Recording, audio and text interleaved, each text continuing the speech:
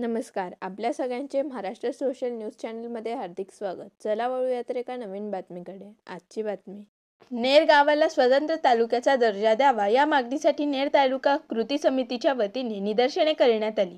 यावेळी नागरिकांनी प्रशासनाला निवेदन देत नेरच्या नव्या तालुक्यात समावेश करण्याची मागणी केली. नेर हे भौगोलिकदृष्ट्या मध्यवर्ती ठिकाण असून परिसरातील सुमारे 50 ते 60 गावांचा कारभार येथून प्रभावीपणे चालवता येऊ शकतो, असे नागरिकांनी सांगितले. त्यामुळे प्रशासनाने या मागणीवर लवकर निर्णय घ्यावा अशी अपेक्षा व्यक्त करण्यात आली. महाराष्ट्र शासनातर्फे नवीन जिल्हा आणि तालुका निर्मिती होणार आहे. या बाबतीमध्ये काही दिवसापूर्वी माननीय महसूल मंत्री बावनकुळे साहेब यांनी पत्रकारांशी बोलताना सांगितलं होतं की नवीन जिल्हा निर्मिती आणि तालुका निर्मिती होणार आहे, परंतु ही निर्मिती डिलिमिटेशन नंतर होणार.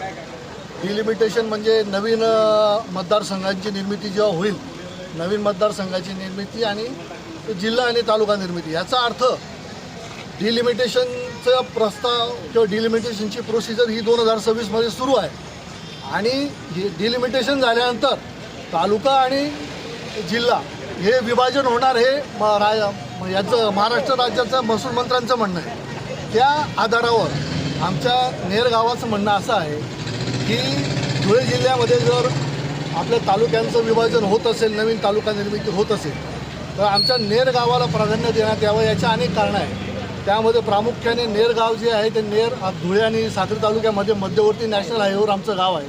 आमची मोठी बाजारपेठ आहे. आम्हाला ऐतिहासिक कारणं आहेत. इतिहासामध्ये ब्रिटिशकालीनमध्ये त्यावेळेला प्रगणा म्हणायची, तर तेव्हा नेर परगणा होता.